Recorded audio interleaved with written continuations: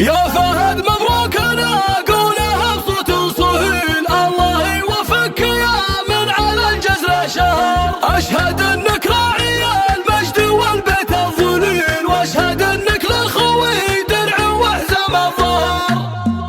ابتدي قف القصيده على المعنى الجزيل، واستعين بهاجس الفكر واقدح من سطر. في زواج اللي فعوله لها وزن ثقيل، قاسم الامداح ليالي مينا حصريا على استوديو زفات.